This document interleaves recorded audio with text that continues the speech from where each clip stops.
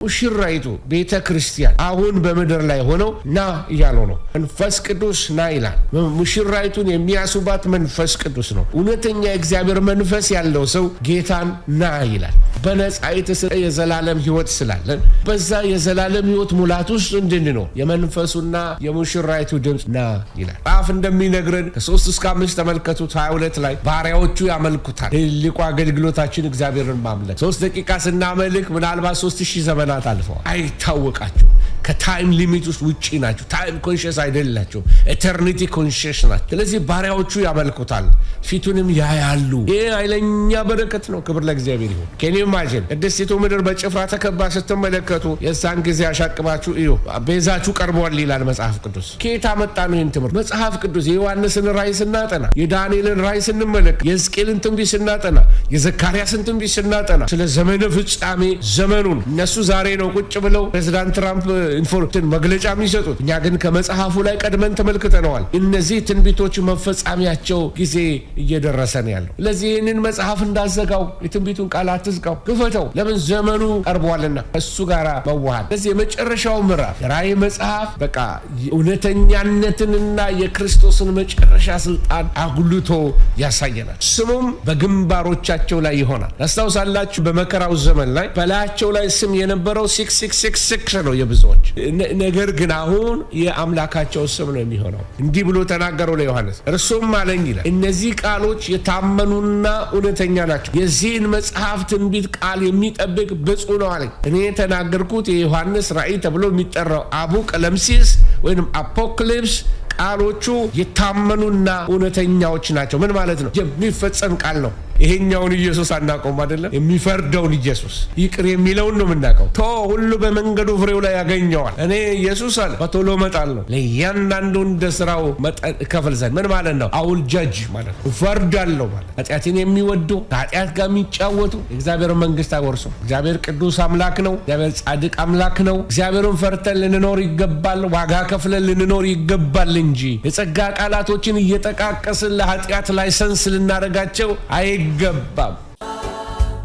ማራናታ ጌታ ሆይ ቶሎና፣ ማራናታ ጌታ ሆይ ቶሎና። ሰላም ጤና ይስጥልኝ። እንደምን አላችሁ? የጌታ ሰላምና ጸጋ ይብዛላችሁ። እግዚአብሔር አምላካችንን እናመሰግናለን። ደህና ናችሁ ሆይ? ድምጼ ይሰማል ብዬ አስባለሁኝ። ክብር ለእግዚአብሔር ይሁን። ዛሬ የምንመለከተው ስለ የመጨረሻው ዘመን ተስፋ ስለ እሱ እንመለከታለን። የመጨረሻው ዘመን ተስፋ ምን እንደሆነና የመጨረሻው ምዕራፍ ላይ ያለነው መጽሐፉ ሊደመደም ነው እና እግዚአብሔር ስም የተባረከ ይሁን እና በዚህ የመጽሐፉ መዝጊያ ላይ እግዚአብሔር ቃል ምን እንደሚል እንመለከታለን እና እንግዲህ ስንጀምር መጽሐፍ ቅዱስን በሐዋርያት ሥራም እንደሚያስታውሰን የነገር ሁሉ ፍጻሜ የሚል የነገር ሁሉ መታደስ የሚል ቃል አለ በሐዋርያት ሥራ ላይ እና ነገር ሁሉ የሚታደስበትን ዘመን ነው እየተናገረን ያለ ነው። ሁሉን አዲስ አደርጋለሁ ብሏል ጌታ። ክብር ለእግዚአብሔር ይሁን እና ይሄ ስዕል ሊያሳያችሁ የሚሞክረው የነገር ሁሉ መታደስ ሲሆን ቤተክርስቲያን ወይንም ደግሞ እስራኤል ከየት እንደተነሳች ቤተክርስቲያን የት እንደነበረች በዘመን ሂደት ውስጥ የት ጋር እንደደረሰን እንድትመለከቱ ነው። እዚህ መጨረሻ ላይ የምትመለከቱት ይሄ መጨረሻው አሁን የሚል ቃል ታያላችሁ። መጨረሻ ራእይ 21 እና 22 ከሚለው ስር አሁን የሚላል አሁን ያለንበትን ማለት ነው። አሁን ያለንበት ይሄን ሁሉ ዘመናት አልፈን የዘመናት መደምደሚያ ላይ ደርሰናል እና የነገር ሁሉ መታደስ የሚሆንበት ጊዜ ላይ ደርሰናል እና ይሄንን ነገር እንግዲህ ከተመለከትን በዚህ ውስጥ ያለው ዛሬ ምዕራፍ 1ን ምዕራፍ 22ን አብረን እንመለከታለን። እንደዚህ ይላል ምዕራፍ 22 በአደባባዩ መካከል ከእግዚአብሔርና ከበጉ ዙፋን የሚወጣውን እንደ ብርሌ የሚያንጸባርቀውን የሕይወትን ውሃ ወንዝ አሳየኝ። በወንዙም ወዲያና ወዲህ በየወሩ እያፈራ 12 ፍሬ የሚሰጥ የሕይወት ዛፍ ነበረ። የዛፉም ቅጠሎች ለሕዝብ መፈወሻ ነበሩ። ከእንግዲህም ወዲህ መርገም ከቶ አይሆንም። የእግዚአብሔርም እና የበጉም ዙፋን በእርሷ ውስጥ ከእንግዲህ ወዲህ ይሆናል። ባሪያዎቹም ያመልኩታል፣ ፊቱን ያያሉ። ሃሌሉያ። ስሙም በግንባሮቻቸው ይሆናል። ከእንግዲህ ወዲህ ሌሊት አይሆንም፣ ጌታ አምላክ በእነርሱ ላይ ያበራላቸዋልና የመብራት ብርሃንና የፀሐይ ብርሃን አያስፈልጋቸውም፣ ለዘላለም እስከ ዘላለም ይነግሳሉ። እርሱም እነዚህ ቃሎች የታመኑና እውነተኞች ናቸው። የነቢያትም መናፍስት ጌታ አምላክ በቶሎ ሊሆን የሚገባውን ነገር ለባሪያዎቹ እንዲያሳይ መልአኩን ሰደደ። እነሆም በቶሎ እመጣለሁ። የዚህን መጽሐፍ ትንቢት ቃል የሚጠብቅ ብፁዕ ነው አለኝ። ይህንም ያየሁትና የሰማሁት እኔ ዮሐንስ ነኝ። በሰማሁትና ባየሁት ጊዜ ይህን ባሳየኝ መልአኩ በእግር ፊት እሰግድ ዘንድ ተደፋው። እርሱም እንዳታደርገው ተጠንቀቅ፣ ከአንተ ጋር ከወንድሞችህም ከነቢያትም ጋር የዚህንም መጽሐፍ ቃል ከሚጠብቁ ጋር አብሬ ባሪያ ነኝ። ለእግዚአብሔር ስገድ፣ ለእኔም ዘመኑ ቀርቧል። የዚህም መጽሐፍ ትንቢት ቃል በማኅተም አትዝጋው። አመፀኛው ወደፊት ያምፅ፣ እርኩሱም ወደፊት ይርከስ፣ ጻድቁም ወደፊት ጽድቅ ያድርግ፣ ቅዱሱም ወደፊት ይቀደስ አለ። እነሆ በቶሎ እመጣለሁ፣ ለእያንዳንዱ እንደ ሥራው መጠን እከፍል ዘንድ ዋጋዬ ከኔ ጋር አለ። አልፋና ኦሜጋ፣ ፊተኛውና ኋለኛው፣ መጀመሪያውና መጨረሻው እኔ ነኝ። ወደ ሕይወት ዛፍ ለመድረስ ሥልጣን እንዲኖራቸው በደጆቿም ወደ ከተማይቱ እንዲገቡ ልብሳቸውን የሚያጥቡ ብፁዓን ናቸው። ውሻዎችና አስማተኞች፣ ሴሰኛዎችም፣ ነፍሰ ገዳዮችም፣ ጣዖትንም የሚያመልኩት ውሸትን የሚወዱና የሚያደርጉ ሁሉ በውጭ አሉ። እኔ ኢየሱስ በአብያተ ክርስቲያናት ዘንድ ይህን እንዲመሰክርላችሁ መልአኬን ላኩ። እኔ የዳዊት ሥርና ዘር ነኝ፣ የሚያበራም የንጋት ኮከብ ነኝ። መንፈሱና ሙሽራይቱ ና ይላሉ፣ የሚሰማም ና ይበል። የተጠማም ይምጣ፣ የወደደም የሕይወትን ውሃ እንዲያው ይውሰድ። በዚህ መጽሐፍ የተጻፈውን የትንቢት ቃል ለሚሰማ ሁሉ እኔ እመሰክራለሁ። ማንም በዚህ ላይ አንዳች ቢጨምር እግዚአብሔር በዚህ መጽሐፍ የተጻፉትን መቅሰፍቶች ይጨምርበታል። ማንም በዚህ ትንቢት መጽሐፍ ከተጻፉ ቃሎች አንዳች ቢያጎድል በዚህ መጽሐፍ ከተጻፉት ከሕይወት ዛፍና ከቅድስቲቱ ከተማ እግዚአብሔር ዕድሉን ያጎድልበታል። ይህንንም የሚመሰክር አዎን በቶሎ እመጣለሁ ይላል። አሜን። ጌታ ኢየሱስ ሆይ ና። የጌታችን የኢየሱስ ክርስቶስ ጸጋ ከሁላችሁ ጋር ይሆን። አሜን ይላል። ሃሌሉያ። እግዚአብሔር ስም የተባረከ ይሁን። ይሄ በጣም ኤክሳይት የሚያደርግ የተስፋ መጽሐፍ ነው። የመጨረሻ የዮሐንስ ራእይ የሚደመደምበት የትንቢቱ መደምደሚያ ነው። ነገር ግን አሁን ከትንቢት ወደ ፍጻሜ የምንሄድበት ጉዞ ላይ እንዳለ እንመለከታለን። ይሄ እንግዲህ የሚያሳያችሁ ምዕራፉ እንግዲህ ምንድነው የሚያሳየን? የጉዟችንን መጨረሻ የዘላለም መኖሪያችንን የሚገልጽ ምዕራፍ ነው። በራእይ ምዕራፍ 22 ላይ የምትመለከቱት የመጽሐፍ ቅዱስ የመጨረሻ ገጽ ነው። ሃሌሉያ። የመጨረሻው ገጽ ነው። እግዚአብሔር የጀመረውን ታሪክ እንዴት በክብር እንደሚፈጽም የሚያሳየን ቦታ ነው። ሁሉንም ነገር በክርስቶስ አማካኝነት ወደ ሕይወት ፍጹምነት እንዴት እንደሚመልስ የሚያሳየን ቦታ ነው። ከዚያም ና የሚል የመጨረሻ የጸጋ ጥሪ ያቀርባል። ና ብሎ ሰዎችን ይጠራል። ወደዚህ የሚያደማቸው ወደዚህ ክብር የሚያስገባ ማለት ነው። ስለዚህ ይህንን እንዲወርሱ የሚያደርጋቸውን ይናገራል። ወደ 3 ነጥቦች አሉ። እነሱን ነገሮች ላሳያችሁ ፈልጋለሁ።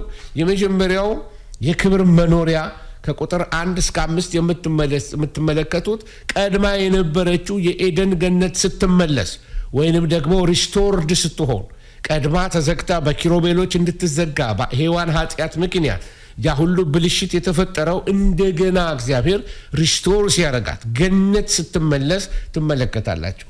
ስለዚህ የተመለሰውን የኤደን ገነት እንመለከታለን። ሁለተኛ ደግሞ በዚህ ውስጥ የምንመለከተው የእግዚአብሔርን እውነት፣ የእግዚአብሔርን ስልጣን፣ ይሄ በእግዚአብሔር ቃል ያለውን የጌታን ፍርድ፣ የጌታን ኦቶሪቲ ምን እንደሆነ ከ6 እስከ 15 ጌታ በእጄ ነው ያለው፣ ለሁሉም ለእያንዳንዱ እንደ ስራው ዋጋውን የምሰጥ እኔ ነኝ ብሎ የጌታን እውነት የጌታን ስልጣን የሚያሳይ ክፍል ነው። ሶስተኛው ላይ እንደምትመለከቱት የመንፈሱና የሙሽራይቱ ጥሪ ነው። መንፈሱ ምን ይላል? መንፈሱና ሙሽራይቱ ምን ይላሉ? ና ይላሉ። መንፈስ ቅዱስና ሙሽራይቱ ቤተ ክርስቲያን አሁን በምድር ላይ ሆነው ምን እያሉ ነው? ና እያሉ ነው። መንፈስ ቅዱስ ና ይላል። ሙሽራይቱ ና ትላለች። ሙሽራይቱን የሚያስባት መንፈስ ቅዱስ ነው። እውነተኛ እግዚአብሔር መንፈስ ያለው ሰው ጌታን ና ይላል። በነፃ የተሰጠ የዘላለም ሕይወት ስላለን በዛ የዘላለም ሕይወት ሙላት ውስጥ እንድንኖር የመንፈሱና የሙሽራይቱ ድምፅ ና ይላል። እነዚህ ሶስት ነጥቦች ከ16 እስከ 21 ላይ ያለውን ከታች እስከ ማለት ከ1 እስከ 21 ያለውን በሶስት ከፍለን እናየዋለን። የክብር መኖሪያ፣ የአምላክ እውነትና ስልጣን፣ ሶስተኛ ደግሞ የመንፈስን እና የሙሽራይቱን ና የሚለውን ጥሪ ትመለከታላችሁ ማለት ነው። የጌታ ስም የተባረከ ይሁን። ይህንን እንግዲህ ከተመለከትን እንግዲህ ለእኛ ይህን የተባረከው ተስፋ ሄዶ ክላይማክሱ ወይም የመጨረሻ መድረሻ ቦታውን ያሳየናል ማለት ነው። እግዚአብሔር ለእኛ አይን ያላየው ጆሮ ያልሰማው እግዚአብሔር ለሚወዱት ያዘጋጀው ተብሎ እንደተጻፈ እግዚአብሔር ለእኛ ያየው ነገር አለ። ቸርች ሄዶ ከመዘመር ያለፈ ነገር እንደሆነ ያጭር ጊዜ ከጭንቀት መዳኛ ወይንም ደግሞ ከስጋ በሽታ መፈወሻ ብቻ እንዳልሆነ ከጌታ ጋር የጀመርነው ሪሌሽንሺፕ ኮቨነንታል ወይም በኪዳን የተመሰረተው በደሙ የተዋጀንበት መንፈሳዊ ሚስጥር ገና ብዙ ዘመን የሚያስኬደን ለዘላለም የሚያስጉዘን በጣም ሰው አይቶት የማያውቀው የሰው ደስቲኒ የሚለያይበት ነገር ነው። ይሄ ጥሪያችን ወይ ሰው ወደ ሲኦል ይገባል፣ ሰው ወይ ወደ ዘላለም ሕይወት ወደ ገነት ይገባል። ለዚህ እግዚአብሔር ከመጀመሪያው ስለ ክብር መኖሪያው በተለይ ስለ ኤደን መመለስ ነው አንዱ መጀመሪያ ከ1 እስከ 5 የሚነግረን። እዚህ እግዚአብሔር ከመጀመሪያው በኃጢአት የጠፋው ነገር ሁሉ እንዲታደስ ሪስቶር ሊያደርገው ወደ ፍጽምና ሊመልሰው ይፈልጋል። ይህንን ነው የምትመለከቱት። ቁጥር 1 ላይ ስትጀምሮ ምን ብሎ ነው የሚናገረው? በአደባባይዋ መካከል ከእግዚአብሔርና ከበጉ ዙፋን የሚወጣው እንደ ብርሌ የሚያንጸባርቀውን የሕይወትን ውሃ ወንዝ አሳየኝ ይላል። ሃሌሉያ ሃሌሉያ። አንድ ሰው ይሄ እንደ እግዚአብሔር ቃላት ውሰዱት እንደ ምስክርነት ሰው የተናገረው ነው። እንዲሁ ለኢሉስትሬሽን ለምሳሌ ተጠቀምበታለሁ እንጂ ኤግዛክትሊ እንዲህ ነው ብዬ ማለቴ ወይንም ደግሞ ያንን ፕሮሞት ማድረግ አይደለም። አንድ ሰው ምን አለ? ገና ከሰውነቴ ሆስፒታል ውስጥ ለረጅም ጊዜ ታመሜ ነፍሴ ስትወጣ አስታውሳለሁ። በዚህ በመሐከል ላይ ባለው እንትን ላይ ወደ ላይ ስወጣ ይሰማኛል። ዶክተሮቹን ወደ ታች መለከታቸው ነበረ። ብርሃን አየሁ ይላል። ያ ብርሃንን ስከተለው በጣም ሰላም አለው አለ።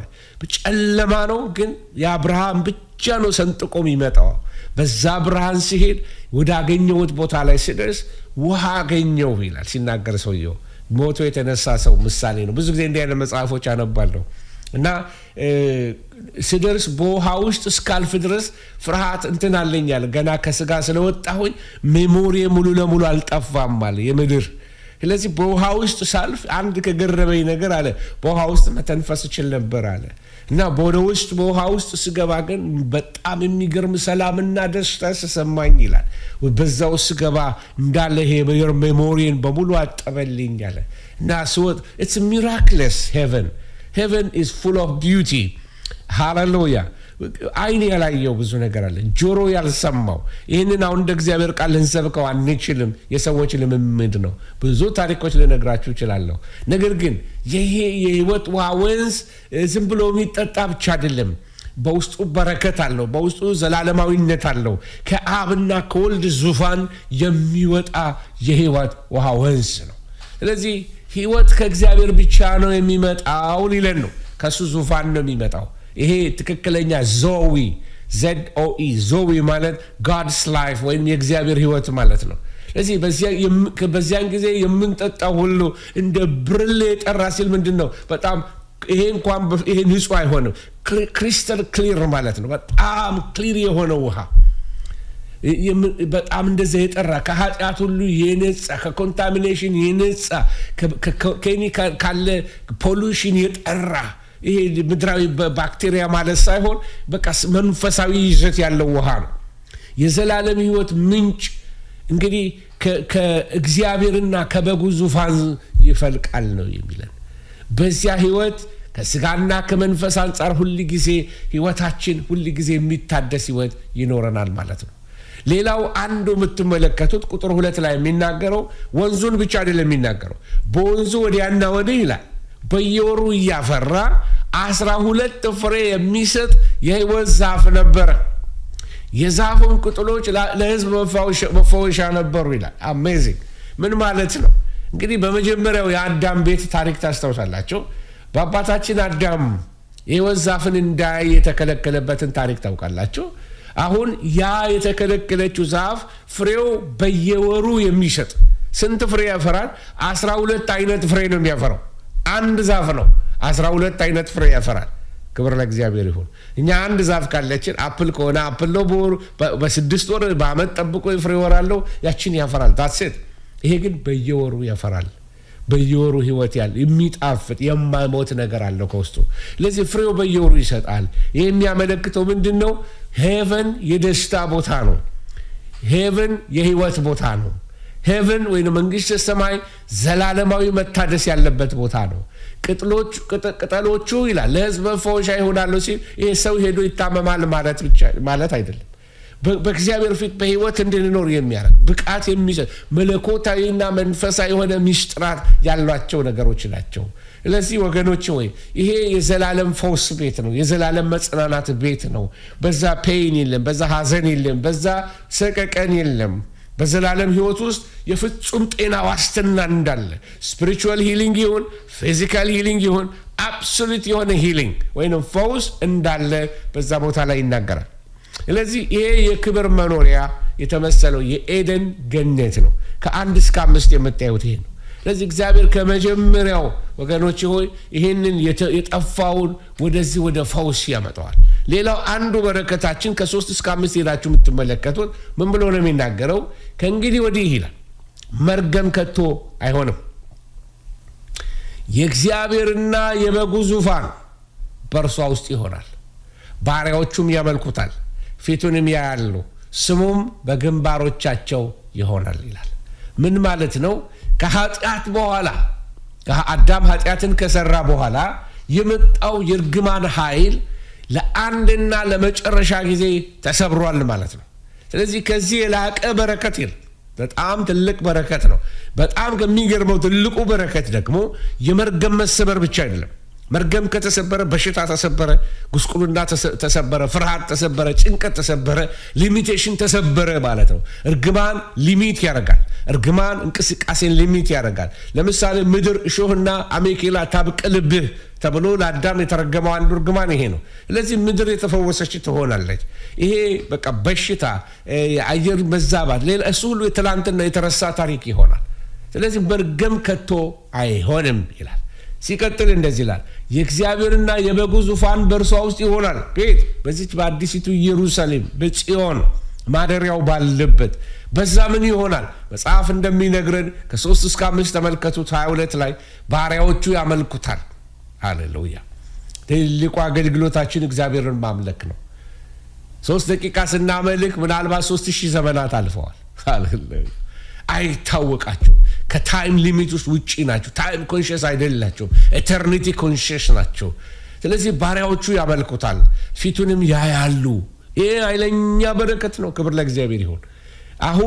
አሁን ባለንበት ሁኔታ ከአዳም ከወደቅንበት ጊዜ በኋላ እግዚአብሔርን ፊት ማየት አይቻልም። ሰው ፊቴን አይቶ ሊኖር አይችልም በህይወት። ምክንያቱም ልንፈነዳ እንችላለን፣ ልንሟሽሽ እንችላለን። ከብርሃኑ የተነሳ ከጽድቁ ከቅድስናው የተነሳ በፊቱ መቆም አንችልም። ኪሩቤሎች ሁሉ ፊታቸውን ይሸፍናሉ እኮ። በጣም ግሎሪየስ አምላክ ነው የምናመልከው። ፊቱንም ያያሉ። ባሪያዎቹ የሚያመልኩት እግዚአብሔርን ማየት እንችላለን። የዛን ጊዜ ይሄ የማይበሰብሰው ስጋችን አንዱ የተሰጠን ስጦታ፣ የጸደቅንበት ጽድቅ፣ ክርስቶስን የመሰልንበት ነገር እሱ በእግዚአብሔር ፊት እንድንቆም ያደርገናል። ስለዚህ ብቃታችን ኢየሱስ ነው። ባሪያዎቹ ያመልኩታል፣ ፊቱን ያያሉ። እንደገና ምን ይላል? ስሙም በግንባሮቻቸው ላይ ይሆናል። ታስታውሳላችሁ? በዚህ በትሪቢሌሽን ወይንም በመከራው ዘመን ላይ በላያቸው ላይ ስም የነበረው 666 ነው የብዙዎች። አያችሁ? ነገር ግን አሁን የአምላካቸው ስም ነው የሚሆነው። የጻድቁ ስም ሜቢ ያዌ፣ አዶናይ፣ ጀሆቫ ማን ብለው የስሙ መገለጥ በሙላት ስለሚኖረን የዛን ጊዜ ብዬ ነው። እግዚአብሔር ስም የተባረከ ይሁን። ስለዚህ የሚናገረው ይሄንን ነው። እግዚአብሔር በዛ የሚያደርገው በረከት አለ። ዓይን ያላየው ጆሮ ያሰማው እግዚአብሔር ለሚወዱት ያዘጋጀው። ስለዚህ በብሉይ ኪዳን የነበረው መጋረጃ ተነስቷል። እግዚአብሔር በራሱ ፊቱን ያበራልናል። የፀሐይ ብርሃን አያስፈልገንም።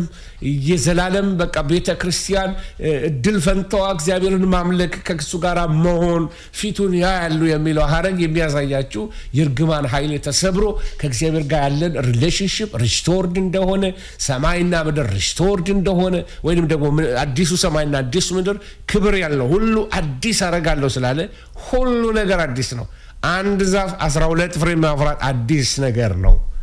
የህይወት ውሃ ሰው በውስጡ ያለፈበት የሚሄድበት የህይወት ውሃ ዛሬ በመንፈስ የህይወት ውሃ ሆድ ከውስጡ ይፈልቃል ነው የሚለን።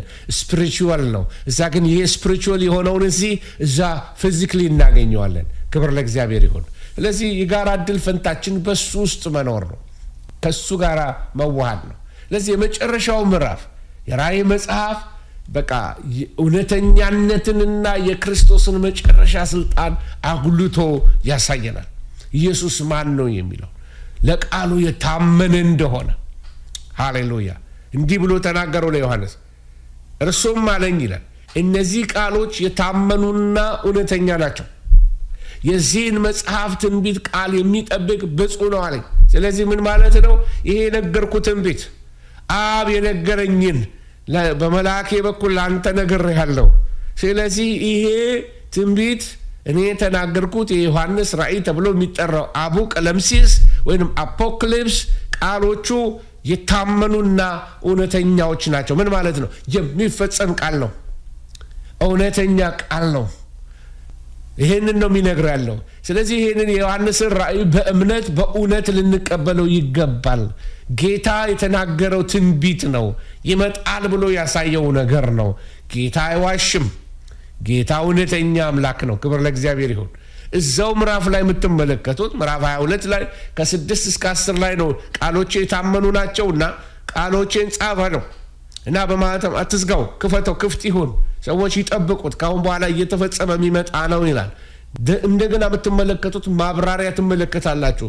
መልአኩን ምን ብለዋል? ዮሐንስ ምን ይለዋል? ዮሐንስ በጣም ይህንን ነገር ሲመለከት ኢሞሽናል የሆነ ይመስላል። ወይንም ደግሞ ማን መቼም በእግዚአብሔር ክብር ስትገቡ ኢሞሽናል የማይሆን የለም፣ የማያለቅስ የለም፣ የማይስቅ የለም፣ ደስ የማይለው የለም። ወገኖች ሆይ ወደ እግዚአብሔር ክብር ውስጥ ልክ በቃ በዛ ክብር ውስጥ ሆኖ ይህን ሲመለከት ተስፋውን ሲመለከት በመከራ ባለው በጳጥሞስ ወይም በፍጥሞ ደሴት ላይ በአበሳ ላለ ሐዋርያ እንዲህ አይነት የከበረ ተስፋ እግዚአብሔር ከፊቱ እንዳለ ሳይ አቤት እንዴት የተጽናና ይመስላል። ከደስታ የተነሳ ሄድና በግንባሩ ፍግም ብሎ ሊያመልከው ተደፋለት። የዛን ጊዜ ያለው ነገር ምንድነው? ገብርኤል እንዳታደርገው ተጠንቀቅ፣ እንዳትሰግድልኝ ለኔ እኔ አይገባኝም። ሃሌሉያ። መላእክት እግዚአብሔርን ክብር አይነኩም፣ ደስ አይልም። መላእክት በፍጹም አምልኩኝ አይሉም። መልአክ ቢገለጥላችሁ አምልከኝ ስገድልኝ አይላችሁ። ኔቨር። እውነተኛው ቅዱሱ መልአክ ውደቁና ስገዱ ለኔ አይልም። ለጌታን ብቻ አምልከው ለሱ ስገድ ብሎ ወደ ጌታ ነው ፖይንት የሚያደርጋችሁ። ሌላው ግን ካውንተርፊት የሆነው ሐሰተኛው እውነተኛው ገብርኤል ስግደት አልፈልግም ነው ያለው። እውነተኛው ገብርኤል በስሙ የሚሰራ ሌላ የመንፈስ አሰራር ግን ቢመጣ የሚያደርገው ምንድን ነው? ስገድልኝ ነው የሚለው። ይሲ በፍጹም እግዚአብሔር መላእክት ቅዱሳን ናቸው። እግዚአብሔርን ይፈራሉ፣ ለእግዚአብሔር ይሰግዳሉ፣ እግዚአብሔርን ያመልካሉ። በሱ ፕሬሰንስ ውስጥ ሆነው እንደውም መጽሐፍ ምን ይላል? መላእክቱን እንኳን ስንፍና ይከሳቸዋል ይላል። አለመብቃት ይሰማቸዋል። ከእግዚአብሔር ልቀት የተነሳ ከእግዚአብሔር ጽድቅና ቅድስና የተነሳ ስለ ራሳቸውን ሲመለከቱ አለመብቃት ይሰማቸዋል፣ ስንፍና ይከሳቸዋል ይላል። እንደሚገባ አላገለገልነውም ይላሉ ቅዱሳን መላእክት። በፍጹም ስገዱልኝ አይሉ። ስገዱልኝ የሚለው አውሬው ነው፣ አስመሳዩ መንፈስ ነው፣ ወይ ውቃቢ ነው፣ ወይ ጅኒ ነው። እግዚአብሔር መንፈስ ይገልብጠው ወገኖች። ለዚህ መልአኩ ዮሐንስን በፍጹም እንዳታመልከኝ። መላእክት አምልኮ አይቀበሉ። የአክብሮት በሉት፣ የአገልግሎት በሉት፣ የሰላምታ እንደዚህ አክብሮት ምን እየተባለም ይደረጋል አምልኮ። ኔቨር። ሻማና በራለትም ጧፋና ቀርብለትም መላእክቶች አይፈልጉም። ስለዚህ እንዲህ ብሎ ነገረው መልአኩ ገብርኤል ለዮሐንስ፣ የትንቢቱን ቃል አትዝጋው። ከዚህ በኋላ ይህ ትንቢት እየተፈጸመ ይመጣል። ትንቢቱ እንደ ዳንኤል መጽሐፍ ገና ሪያው ለረጅም ጊዜ ነውና በማህተም ዝጋው ነበር የተባለው። ዮሐንስ ግን ማህተሙን ክፈተውናል። ይቀጥል ያለው በፍጹም እንዲዘጋ አልፈለገም። ለዚህ ዮሐንስ ራእይ ተከፍቷል። ዮሐንስ ራእይ ትንቢቱን አሁን እናስተምረዋለን። we declare it የዳንኤልንም እንፈታው በዮሐንስ ራእይ ፍጻሜ እያገኘ እንደሆነ እንመለከታለን። ስለዚህ አሁን ዘመኑ ቀርቧል። ገብርኤል ያለው ይሄንን ነው። ዘመኑ ቀርቧል። በጌታ ኢየሱስ በሶን የተናገረው። ስለዚህ በሌሎች የብሉይ ኪዳን ነቢያት ትንቢቶች እንዳደረገው ዮሐንስ ትንቢቱን እንዲያሽግ አይደለም የተጠየቀው፣ ወይንም እንዲዘጋ አይደለም። ራእዩ እንዲከፈት ነው። በዘመናት መካከል እንዲታወጅ ነው። ስለዚህ የራእይ መጽሐፍ እውነተኛ መጽሐፍ ነው። የራእይ መጽሐፍ አንድ ሰው ባለሳሳት በህይወት ያለ አይመስለኝም ዴቪድ ሱዙኪ የሚባል እዚህ ካናዳ ውስጥ አንድ ምሁር ሰው አለ። ዮሐንስን ራእይ ስለ ዮሐንስ ሲናገር ድምጽ ሰማው አየሁ የሚል ነገር ሲናገር ዮሐንስ እኮ ስኪዞፍሬኒያ ያለበት ብሎ ሲያላገጥ አስታውሰዋለሁ። ዓለማዊ የሆነ ምሁር ነው። በጣም ጂኒየስ የሆነ ሰው ነው። ስኪዞፍሬኒያ ያለበት ዮሐንስ አለ። ኖ ጌታን ድምጽ ሰማ ሐዋርያው። ይሄው እውነት የሆነ ምስክርን ተናገረ። ስለዚህ ወገኖች ራእይ መጽሐፍ እውነት መሆኑን ነው ጌታ የመሰከረው። ይሄ መጽሐፍ ሊሰበክ ይገባዋል። ይሄ መጽሐፍ በባይብል ስተዲ ልታጠኑት ይገባል። ይሄ መጽሐፍ በውስጣችን በደንብ ሊዋሃደን ይገባል። ዛሬ ነው ትናንትና ማታ አንድ ዜና አየሁ። ፕሬዚዳንት ትራምፕ እንደዚህ ብለው ተናገሩ። ፓለስቲኒያን የሚያስተዳድሩ በአዲሱ የሰላም ስምምነት መሰረት ሐማስ ከተደመሰሰ በኋላ ፓለስቲኒያን የሚያስተዳድሩ 10 ዮሐንስ ብሎ የሚጠራው የእንግሊዙ ንጉስ ይመስለኛል እሱ ያለበት እና ቶኒ ብሌር ያሉበት በመሪነት እና አንዳንድ የአገር መሪዎች ብዙ ያሉበት 10 ሰዎች ያሉበት 10 ትልቅ አገሮች ያሉበት ፓለስቲኒያን ሊያስተዳድሩ ተነጋግረዋል። ኮሚቴ ተቋቁሟል። ዋው አልኩኝ ገና ስሰማ። ይሄ ነገር ፕሬዝዳንት ትራምፕ ሳያስቡት እያወጁት ያሉት ስለ 10 ቀንዶች እየተናገሩ ነው ብዬ ጠረጠርኳቸው። እንዲሁ እንድታስተውሉ ብዬ ነው። 10 ሰዎች 10 ነገስታት የእንግሊዙ ንጉስ ያለበት እነ ቶኒ ብሌር የቀድሞ የእንግሊዝ ፕራይም ሚኒስተር ያሉበት የሌሎች አገሮች ሀያላን የተባሉ ምሁራኖች ስልጣናቸውን ለአውሬው ይሰጡታል ይላል መጽሐፍ ቅዱስ። እነዚህ 10 ሰዎች እነማን ናቸው? ለምንድን ነው የተሾሙ? ፓለስቲኒያን ለማስተዳደር። ኬን ዩ ኢማጂን?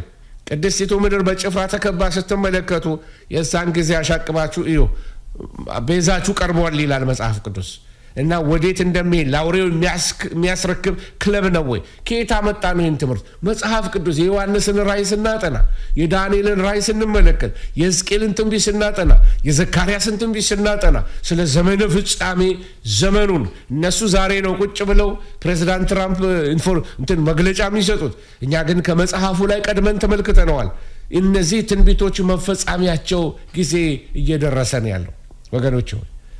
እና ወገኖች ጌታ በቶሎ መጣለው ሊለን ነው ጌታ። ክብር ለእግዚአብሔር ይሁን።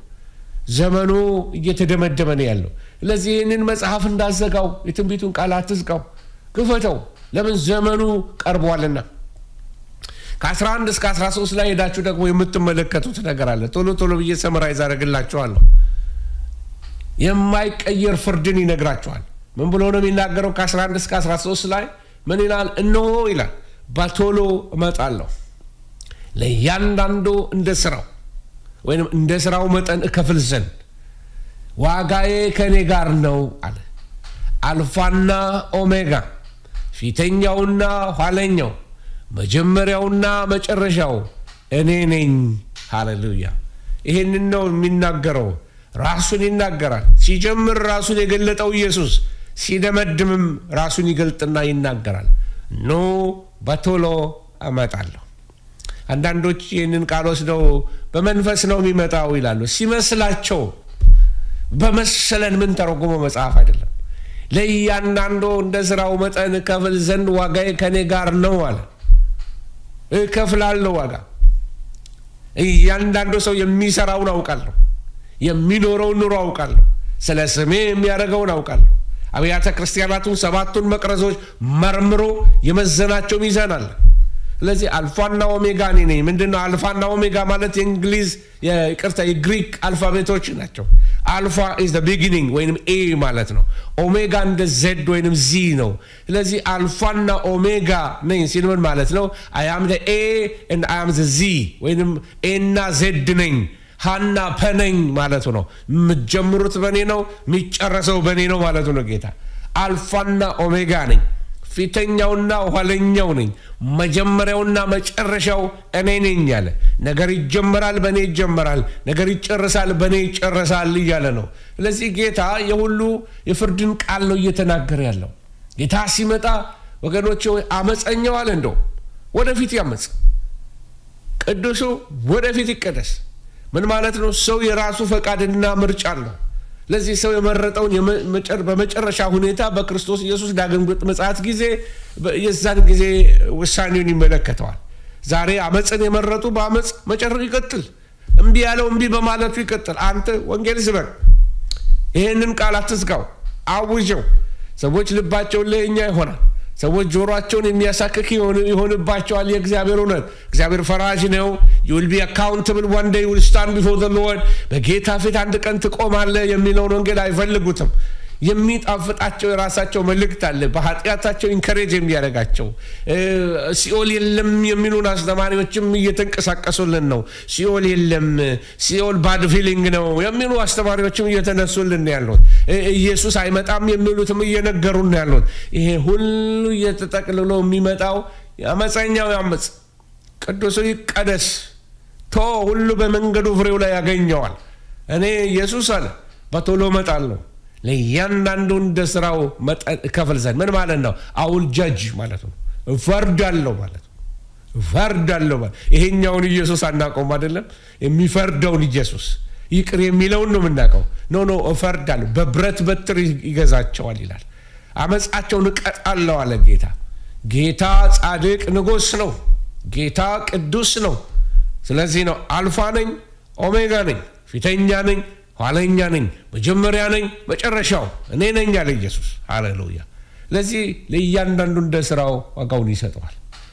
ስለዚህ የመጨረሻው የህይወትና የሞት ፍርድ በእርሱ ብቻ ነው የሚበየነው ፈራጅ ነው ዳኛ ነው አሁን በመልጃው እናቀዋለን በሊቀ ክህነቱ እናቀዋለን ፈራጅም ነው ዳኛም ነው አለቃም ነው ክብር ለእግዚአብሔር ይሁን ይሄን ነው ያስጠነቀቀ ያለው ለዚህ የዘላለም ከተማ ደግሞ ባለቤትነትን ይነግረናል ከ14 እስከ 15 ላይ ሄዳችሁ ስትመለከቱ ወደ ሕይወት ዛፍ ለመድረስ ስልጣን እንዲኖራቸው በደጆቻቸውም ወደ ከተማይቱ እንዲገቡ ልብሳቸውን የሚያጥቡ ብፁዓን ናቸው ውሻዎች አስማተኞች እያለ ይቀጥልና ምን ይላል በውጭ አሉ ማለት ወደ ድህነት ውስጥ አይገቡም ማለት ነው የሚድኑትንና ማይድኑትን አጥርቶ የሚናገርበት ክፍልን ትመለከታላችሁ ወገኖች ስለዚህ ይሄንን ለመመልከት ምንድነው ይሄንን የሚነግረን ነገር ካልን ብፁዓን ናቸው ምን አይነት ሰዎች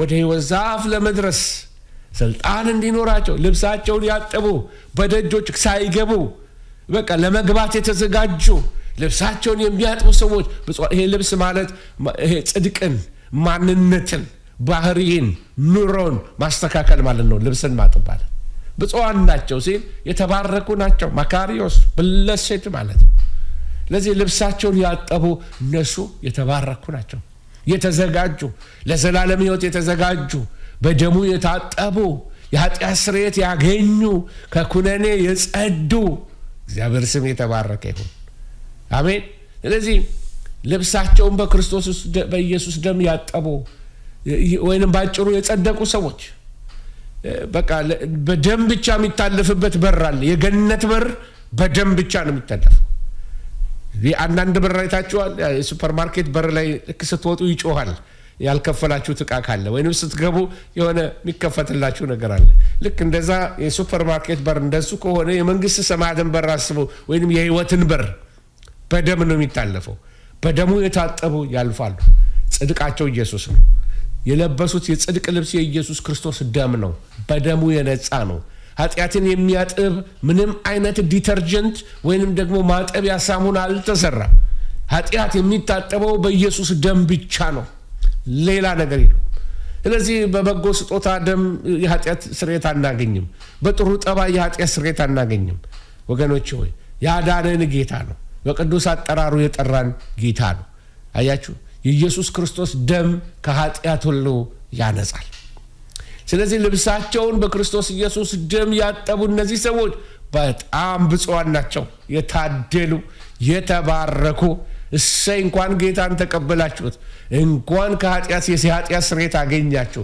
ከብር በላይ ነው፣ ከሀብት በላይ ነው፣ ከእውቀት በላይ ነው፣ ከዝና በላይ ነው፣ ከዲግሪዎች በላይ ነው። እንኳን የኃጢአት ስርየት አገኛችሁ። መድኃኒት ኢየሱስ መድኃኒ ዓለም ሆኖ ለዓለም ሁሉ ደሙን አፈሰሰ። በሱ የሚያምን ሁሉ የዘላለም ሕይወት እንዲኖረው እንጂ እንዳይጠፋ እግዚአብሔር አንድያ ልጁን እስኪሰጥ ድረስ ዓለሙን እንዲሁ ወዷልና። ተወዳችኋል። ስለወደዳችሁ ሞቶላችኋል። ስለሞተላችሁ ደግሞ የኃጢአትን ሸማ አውልቆ የጽድቅ ልብስ አልብሷችኋል።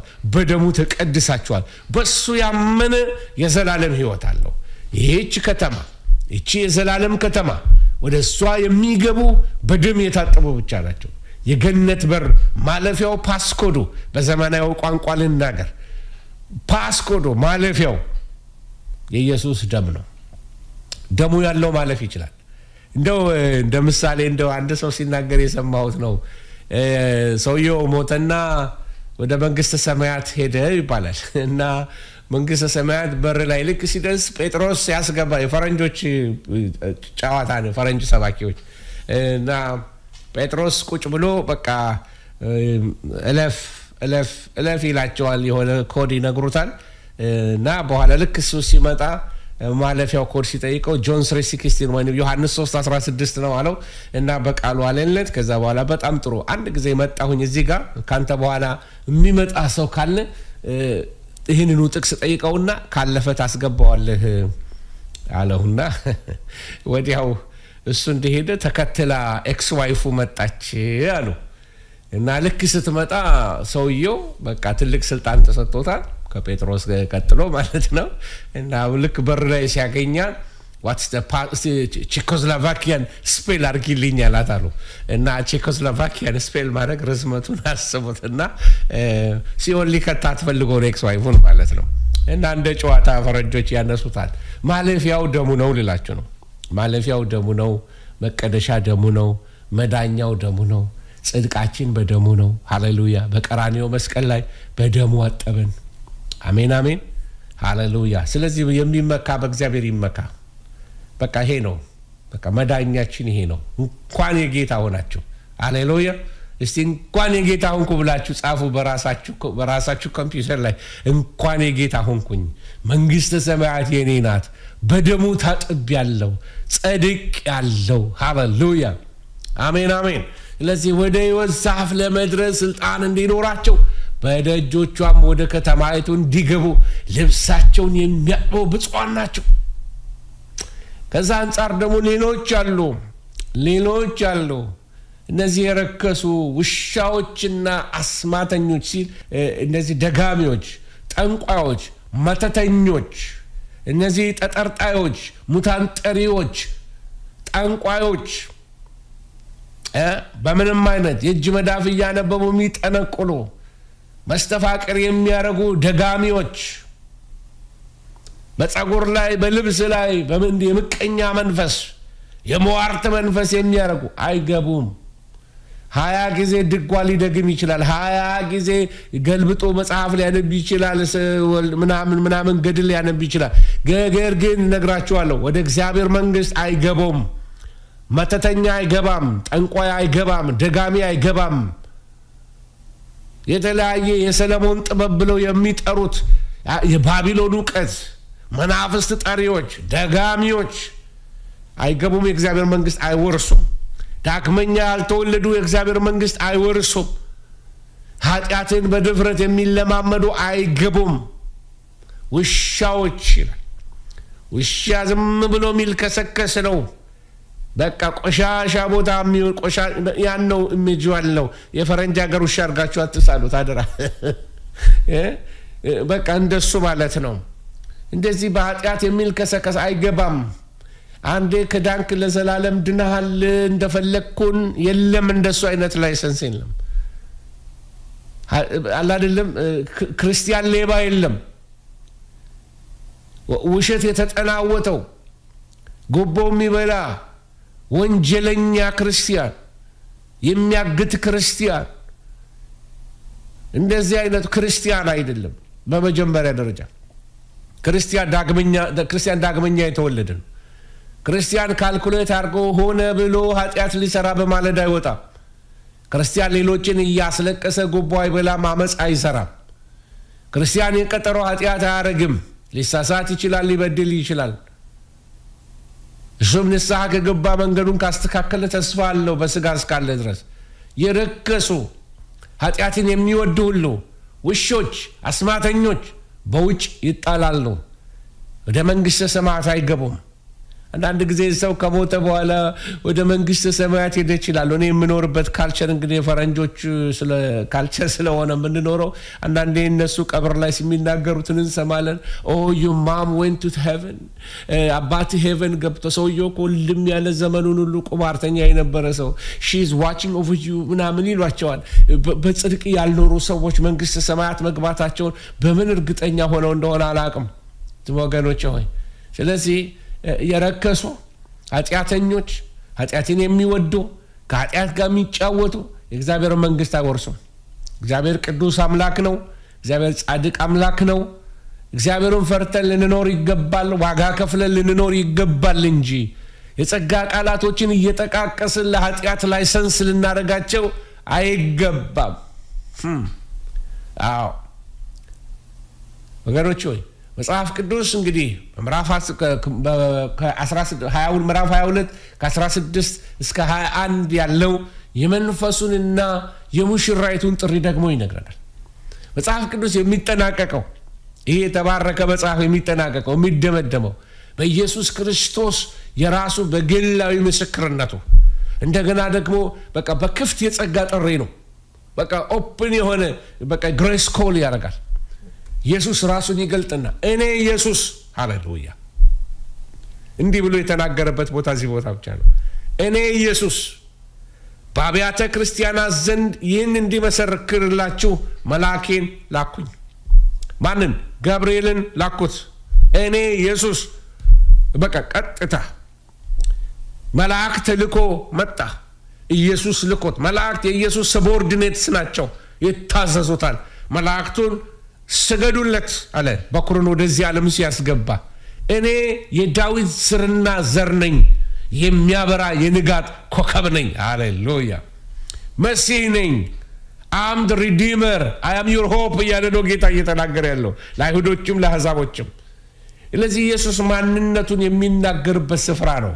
ስለዚህ ኢየሱስ ራሱን ያስተዋውቃል። እንደገና ሲደመድም እሱ ታማኝ ንጉሥ የዳዊት ዘር ሲል ይሄ ንግስና ዘር እንዳለበት በትር ከይሁዳ ይወጣል ተብሎ የተነገረው ትንቢት ይፈጸም ዘንድ የዘላለም ብርሃን እሱ እንደሆነ የተስፋ ኮከብ ወይም የንጋት ኮከብ የሚለው ይህንን ነው። ጨለማን የሚገልጥ እሱ እንደሆነ እኔ ንጋት ኮከብ ነኝ ብሎ ይናገራል። እግዚአብሔር ስም የተባረከ ይሁን።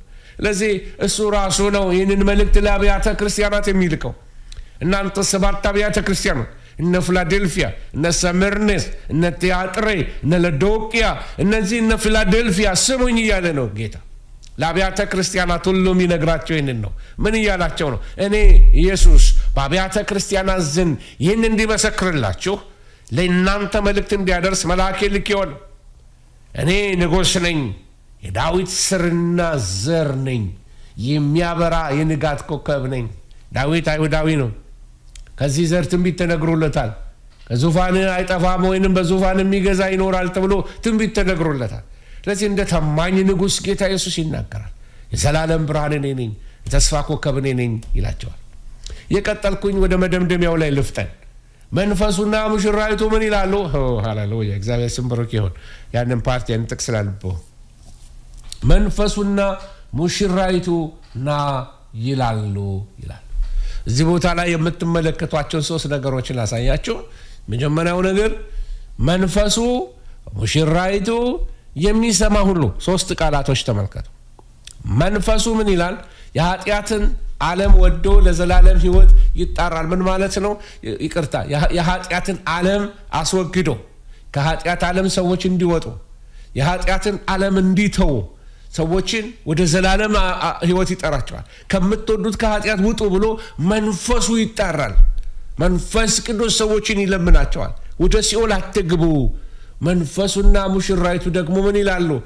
ሙሽራውን ኢየሱስን ምን ይሉታል? ና ይላሉ። ሙሽራይቱ የሚለው ቤተ ክርስቲያንን ነው። በኢየሱስ ክርስቶስ ፍቅር ለነፍሳት ድነት የምትመሰክረዋ ቤተክርስቲያን ኢየሱስን ትናፍቀዋለች። መንፈስ ቅዱስ የት ነው? ከየት ሆኖ ነው ና የሚለው? መንፈስ ቅዱስ በምድር ነው ያለው። ለባለ 50 ከመጣ በኋላ ተመልሶ አልሄድም። መንፈስ ቅዱስ በምድር ነው ያለው። መንፈስ ቅዱስ ከቤተ ክርስቲያን ጋር ነው ያለው። መንፈስ ቅዱስ በየእሁዱ የሚሰብካችሁ መንፈስ ቅዱስ ነው። በማለዳ መዝሙር የሚያፈስባችሁ መንፈስ ቅዱስ ነው። ስትጸልዩ የሚሰማችሁ መንፈስ ቅዱስ ነው። ስታዝኑ የሚያጽናናችሁ መንፈስ ቅዱስ ነው። አቅጣጫ ስትፈልጉ የሚመራችሁ መንፈስ ቅዱስ ነው። መንፈሱ በምድር አለ ከቤተ ክርስቲያን ጋር። ልክ አልዓዛር ከርብቃ ጋር እንደነበረ ያሰማምራት ያዘጋጃት ለይስሐቅ እንደነበረ ልክ እንደዚሁ ቤተ ክርስቲያንን ይሞሽራታል፣ ይመክራታል፣ ያስተምራታል፣ ወደ እውነት ይመራታል፣ ኢየሱስን ይገልጥላታል፣ ከኢየሱስ ጋር ፍቅር እንዲይዛት ያረጋታል ቤተ ክርስቲያንን። ሃሌሉያ! ክብር ለእግዚአብሔር ይሁን። ለዚህ የሚሰማ ሁሉ ደግሞ ይላል መንፈሱ ሙሽራይቱ የሚሰማ ሁሉ እኔ ለሁሉ ነው በነፃ የተቀበለውን ጥሪ ለሰዎች ሁሉ ያውጃል። ይሄ የዓለም ታሪክ የመጨረሻው ጥሪ ነው። እነዚህ 3 ድምጾች ይሰማሉ። አሁንም መንፈሱ ይጣራል፣ ሙሽራይቱ ትጣራለች። ለማን ነው የሁሉ ጥሪ? የሚሰማ ሁሉ ና ይበል። ሃሌሉያ! በነፃ የተቀበለ ሁሉ ይህን ጥሪ ወደ ሌሎች ያድርስ። ጥቂት ሚስዮናውያን ብቻ አይደሉም። እናንተም የሚሰሙ ሁሉ ና በሉ ሙሽራውን፣ ቤተ ክርስቲያንን፣ ቅዱሳን ጽድቅን አውጁ፣ ንጉሡ ሊመጣ በደጅ ነውና። ክብር ለእግዚአብሔር ይሁን። ስለዚህ ግብዣው ምን እያለ ነው የሚጣራው? ስለ ሕይወት ውሃ ነግሯቸው ነበርና ምን እያለ ነው? የተጠማ ሁሉ ይምጣ፣ የሚፈልግ ሁሉ በነፃ ይውሰድ። ሃሌሉያ! ይሄ በክርስቶስ ጸጋ የተገኘ የተዋጀ በረከትን ነው የሚናገረው። የሕይወት ውሃ ተዘጋጅቶላችኋል። አበሳን የሚያነሳ የኃጢአትን ጭቅቅት የሚያጠራ የሕይወት ውሃ የሚያረካ እሰይ ጠጣሁት ከጥማት የረካው የምትሉበት የሕይወት ውሃን እንዲያው ይውሰድ። የሚፈልግ ሁሉ በነፃ ይውሰድ። ለምን? ኢየሱስ ከፍሎበታል፣ ተከፍሎበታል። ነፃ ስጦታ፣ ጸጋው ነፃ ስጦታ። ጸጋው በእምነት አድኗቸዋል። ይህም የእግዚአብሔር ስጦታ ነው እንጂ ከሥራ አይደለም፣ ማንም እንዳይመካ። ሃሌሉያ! በደሙ የተገኘ ጸጋ፣ ርካሽ ጸጋ አይደለም። ቺፕ ግሬስ አይደለም። ይሄ በጣም ኤክስፔንሲቭ የሆነ ግሬስ ግን እኛ ጋር ሲመጣ በነፃ ተሰጠን። በነፃ የተቀበልነው ሁሉ ርካሽ አይደለም። ኢየሱስ ከፍሎበታል። የወንጌል ሕይወት፣ የክርስትና ሕይወት ዋጋ የተከፈለበት ሕይወት ነው። ቺፕ ግሬስ አይደለም ወገኖች ሆይ። የመጨረሻው የጸጋ ጥሪ ይሄ ነው። ና የሚል ና። መንፈሱና ሙሽራይቱ ና ይላሉ። የሚሰማ ና ይበል፣ የተጠማ ይምጣ፣ የወደደም የሕይወትን ውሃ እንዲያው ይውሰድ። ወገኖች ሆይ እነዚህ ጥሪዎች ይጮሃሉ። ና ይላሉ፣ ና ይበል፣ እንዲያው ይውሰድ እያለ መጽሐፍ ቅዱስ ይነግረናል። እንግዲህ ከ18 እስከ 21 ያለውን ደግሞ የመጨረሻውን ማስጠንቀቂያ ትመለከታላችሁ። እንደዚህ ይላል። ይሄኛው ከበድ ያለ ነው። ምን እያለ ነው? ማንም this includes ይሄ ማንን ይጨምራል? ፓስተሩን፣ ወንጌላዊውን፣ ቄሱን፣ ጳጳሱን፣ በምንም ቢሾፑን፣ ዶክተር እንትናየንም እነዛን ሁሉ ይጨምራል። ፓስተርዬንም፣ ነቢይ እንትናንም ሁሉንም ይጨምራል። እነዚህ በእግዚአብሔር ቤት ስታተስ ያላቸው ሰዎች ሁሉ ማንም በዚህ ላይ ይሄ በተነገረው ትንቢት ላይ በዮሐንስ ራእይ ላይ ይሄ በተነገረው ቃል ላይ ኢየሱስ በተናገረው የትንቢት ቃል ላይ አንዳች ቢጨምር፣ ይሄ ትንቢትን ልናስተምር የምንነሳ ሰዎች ቆም ብለን ማሰብ ያለብን ጥሪ ነው። ማንም በቃሉ ላይ ቢጨምር እግዚአብሔር በዚህ መጽሐፍ የተጻፉትን መቅሰፍቶች ይጨምርበታል። ኃይለኛ ማህተምን ያተመበት እንደፈለገን የምንዘረዝረው አይደለም። የፈለገንን የምንልበት ቃል አይደለም። የኢየሱስ ትንቢት ነው። ማስጠንቀቂያ ሰጥቷል። መቅሰፍቶች ይጨመርበታል።